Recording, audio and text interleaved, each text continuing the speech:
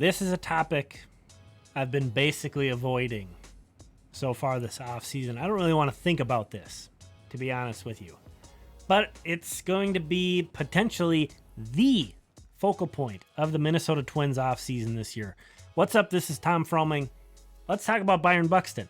So I've been talking a lot about trades. It really feels to me like the Twins, where they're at right now, so unbalanced between their lineup and their pitching staff, and there's kind of some extra pieces if you look at it in terms of the lineup. It really would make a lot of sense for them to do like a challenge trade and trade major league lineup pieces for major league pitching pieces.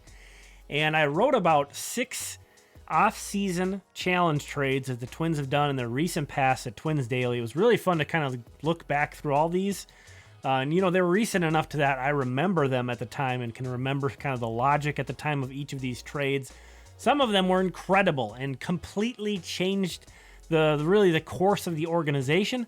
Some of them, I guess you could say, did that, but in the opposite. Well, some of them, that's a challenge trade for a reason. These are very difficult trades. These are risky trades.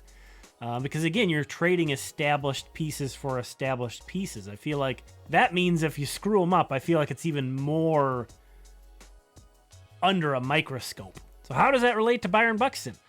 I don't think we want to admit what the reality of this situation is. Byron Buxton is currently only under contract, only under team control with the Minnesota Twins for one more season. The 2022 season is the last year that Byron Buxton has before he can reach free agency.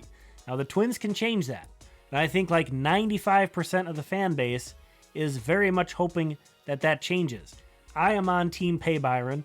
I think most people are. There is always the small percentage of people who are going to be against anything.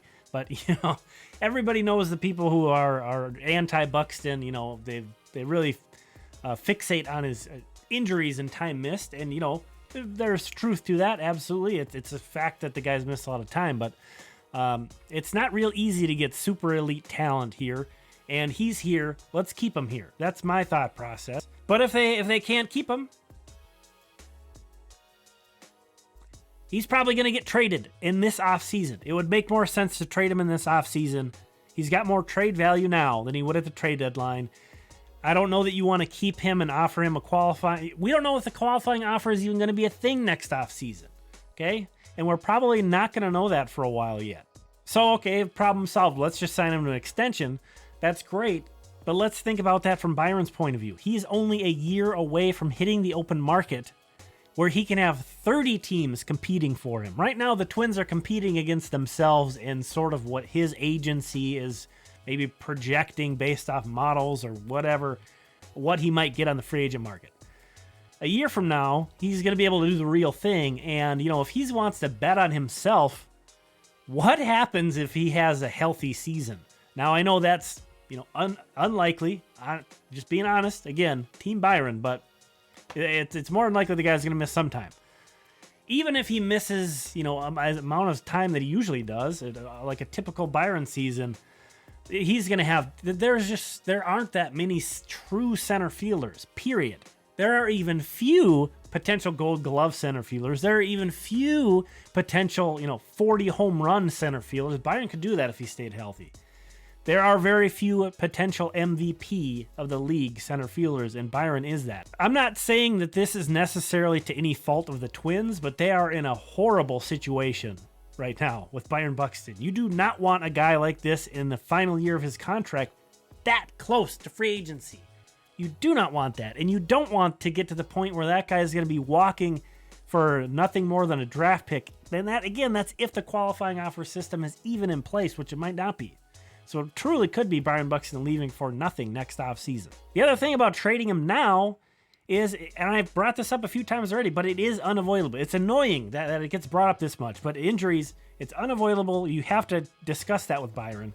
So even if your plan was like, let's just roll into next year as is, see if we can compete, and if we can't, we'll trade him at the deadline. He'll be worth, you'll get a great value for him. What if he's hurt? What if he's hurt at the trade deadline?